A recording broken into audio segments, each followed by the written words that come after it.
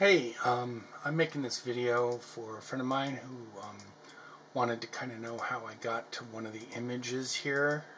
Let me show you the final because it turned out really good. Um, this was the final. I'm really happy with it. It has, I just, my absolute favorite kind of blue. It's just liquid. That's the only way I can describe it. Um, Anyway, it turned out really, really good, and we were talking about it, and she was kind of wondering how I got it and how I got to here. And she said that she could never, really make a picture boom like this. So I thought I'd go through and show her how I did this. But as we were talking, I found some other images, and I thought, you know what, maybe it would be better to do one of these other images, because there's a lot of really good images in this sequence. So let's see. How about that one? That one's kind of cool. That one's good. What about? You know what? I think we're gonna go with this one because this has a couple of challenges in it. One thing you can see is I am definitely using flash in this. That's an 8200, obviously wireless controlled and battery powered. I kept it low like that because we were getting a lot of wind. You know what I don't like about this? Look at that shadow. Not happy with that shadow. Okay, I don't think I'm going to do this one. That backlight is the sun on this. Let's see. Nah, that one's more washed out. Let's see. I think this is the one that I kind of had in mind to do. I think I would do this one. I like to expose under, especially when I'm shooting into the sun. I don't want to lose too much detail in those bright highlights, but you're going to no matter what flash you use and no matter how you do it.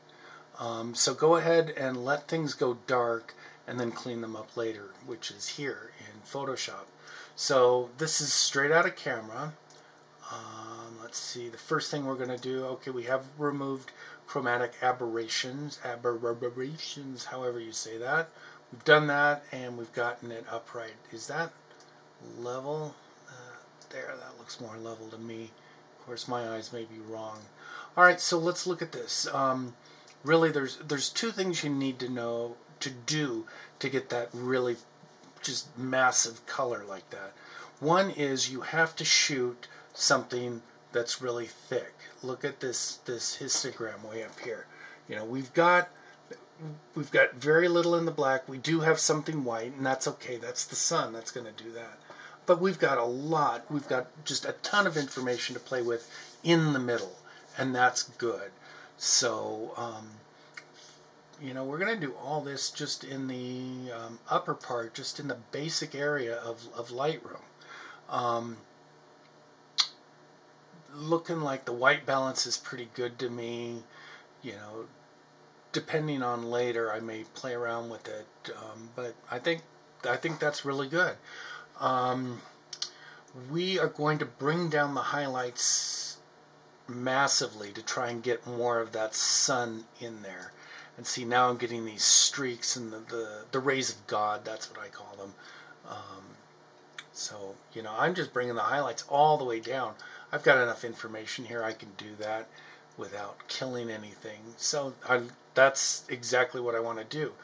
But obviously this is way underexposed. I'm not going to bring the exposure up at all. I don't want to. That'll bloom out the sun. But what I can do is bring up the shadows, and that's going to get us to where we want to be, I think. Okay, that's the shadows maxed out. I'm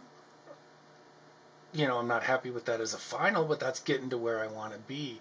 I think I am going to bring up the exposure just a little bit to get her right where I want her. I think right about there. That's pretty good. Still looks a little washed out. Where I go here now is to the blacks. I know there's that trick that you're supposed to do where you hold down the control key and you move the blacks. This is control. Is it alt? Yeah, it's alt. you know what, I don't do anything based on formulas. It's all based on my eye. I look at this. That's, I think, where technically you're supposed to put the black level, because we're just showing a little bit of black starting to peek in. Alright, so that's minus 38. That's where everybody says you're supposed to set it. I'm gonna bring it down even more and just see how that just brings out the color even more. We're down to minus 71, which is way far afield of what they, you know, it's not that bad based on what you're supposed to do, but you know what, to me that's a lot better picture. I still need a little bit more exposure now, so I'll bring it back up right about in there. Let's bring the whites down some. That'll get us. Now we need some more contrast in there, so I'll bring up the contrast. And look at what happened to the colors there. Our colors are just booming, and I haven't even done anything to color yet. I've done a lot of really, really extreme things to contrast, though. But to me, this is how I get what I'm looking for. That's the basis of where I want to be, and you can see the colors are already there. So I'll bring up a little bit of clarity. That brings in a little bit of sharpness too. You know, especially in this 2-2, I want to see some sharpness there. I think 27's a little too high. You know, vibrance though is going to come up way, and then, you know what, that's way too much.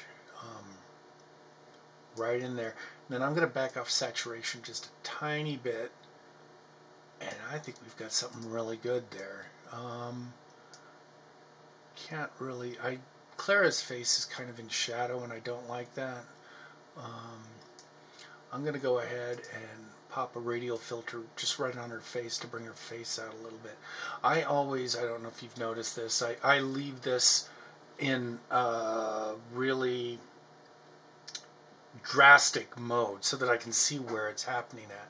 So I can pinpoint that it's working on just what I want it to work on, which is Clara's face there.